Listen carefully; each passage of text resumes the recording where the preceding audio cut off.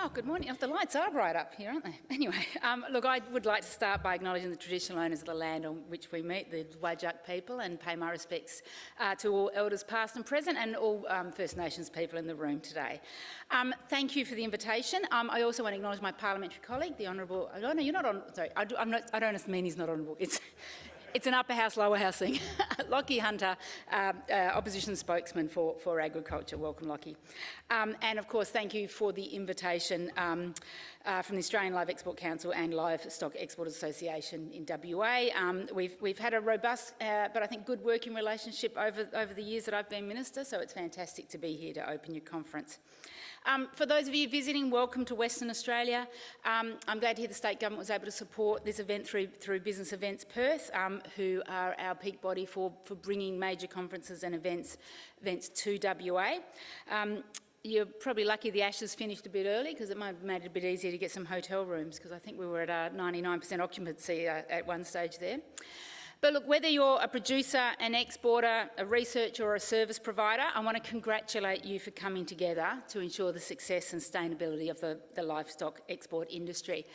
And despite what you might have read on Facebook over the last couple of years or other social media, I have always been a strong supporter of live export. In fact, when I was named Ag Minister in December 2022, the first press conference I did, before I'd even actually gone to Government House to be sworn in as a Minister, I articulated my support for the live export industry, for the live export of sheep.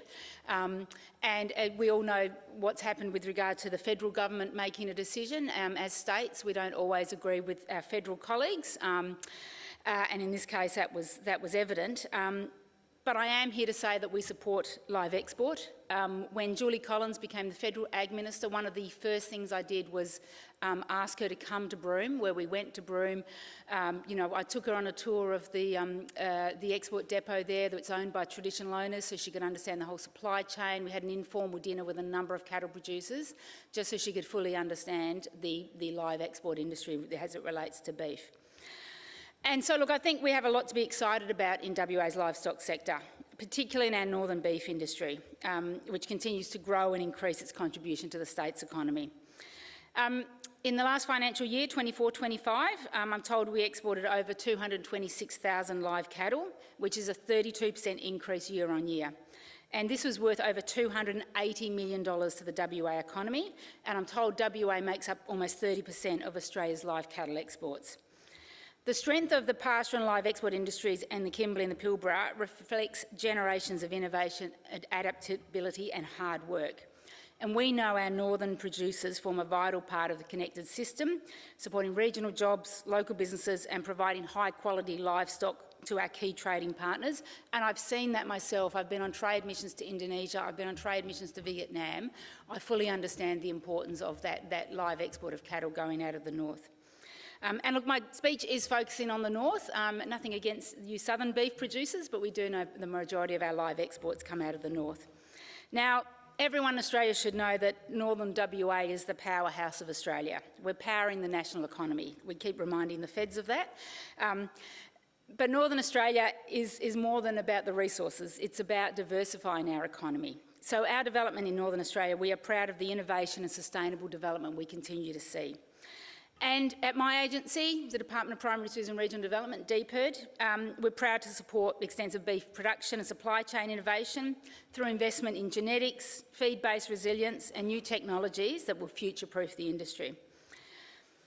The WA State Government, through its $7 million investment in Northern Beef Development Program, being delivered, as I said, by DPIRD, aims to support WA's northern beef industry to become more profitable, resilient and sustainable.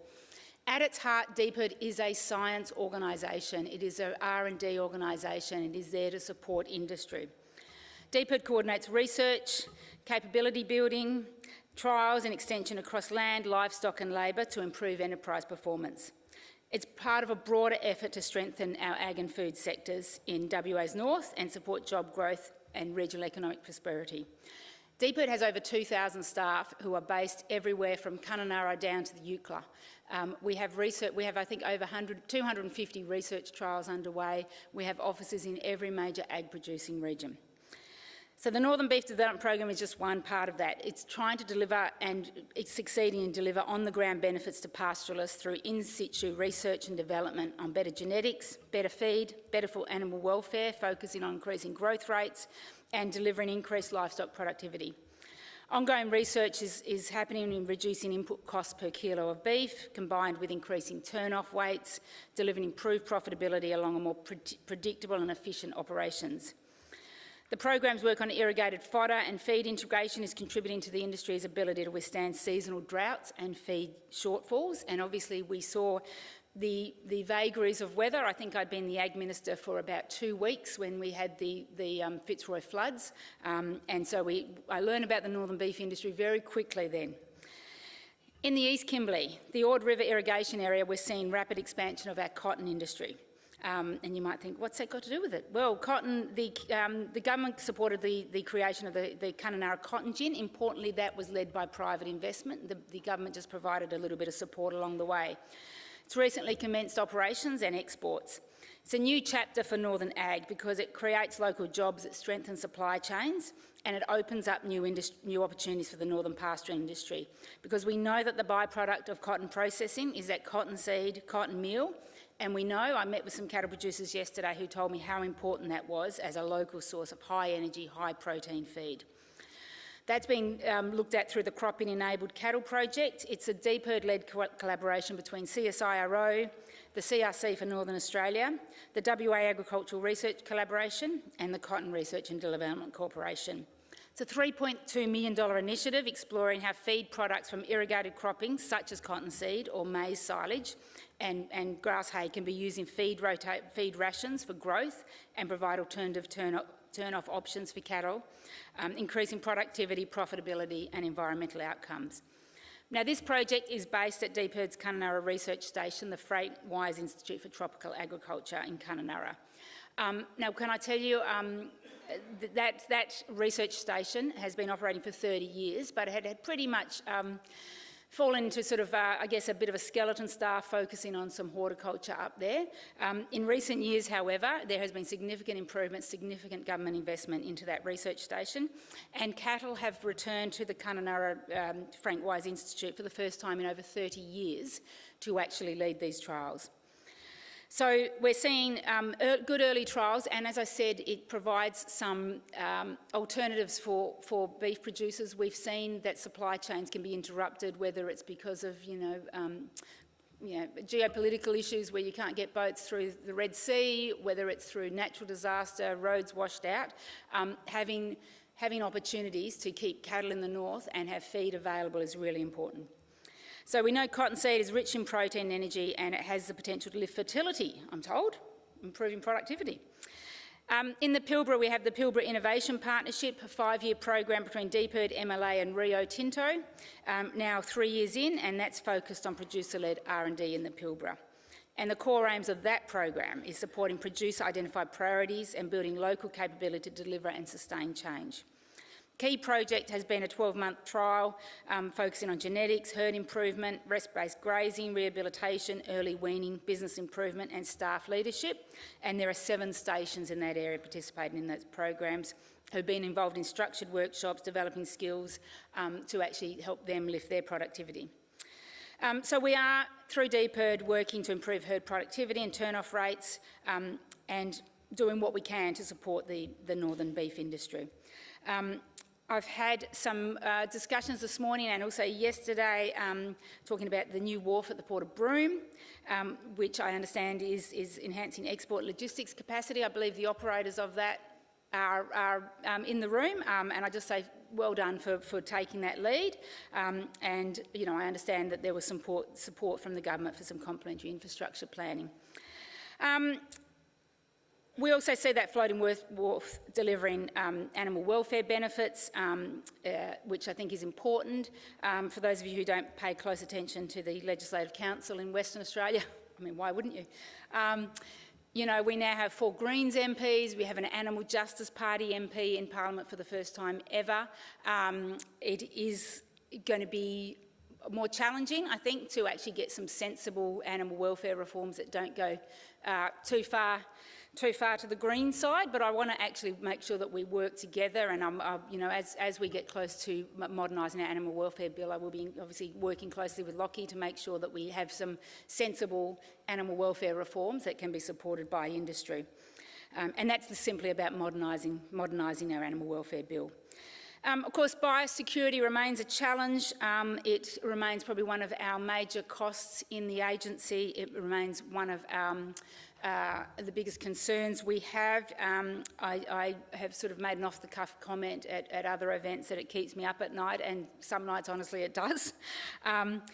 We are investing in new laboratory equipment. We are investing in regional-based laboratories and expanded disease testing programs. We know that modern border and traceability systems, including upgrading livestock identification and movement tracking technology, is important. As a state, over $25 million went into supporting the implementation of the sheep EIDs. I understand that we, as a state, placed more money into that program than anyone. I know a lot of people still like the paper-based system, but having that EIDs for sheep is really important for traceability in the event of a biosecurity incident. So we're really focused on biosecurity. It's a foundation that keeps our trade open. It underpins our reputation. I was in Indonesia when we had that, I'll say lumpy skin scare, because there was never any lumpy skin in Australia, but we understand how quickly biosecurity concerns can turn off that tap for our international buyers, and so I'm glad that was resolved quickly, probably not as quick as we would have liked, but as I said, DPID is a science agency first and foremost, and doing that biosecurity is really important. So I will just reiterate that I certainly understand the importance of the live trade. I've been a supporter of it. I've been to markets such as Indonesia, Vietnam, I've seen the importance, you know, understand how it feeds into Indonesia's ambition to actually have more protein in their diet. Indonesia is a country where we still see children with stunted growth from lack of protein, and they are still very keen to have our beef products. So look, with that, I will wish you the very best for your conference. I thank you again for the opportunity to be here. As I said, it's been a bit of a rocky road for live export.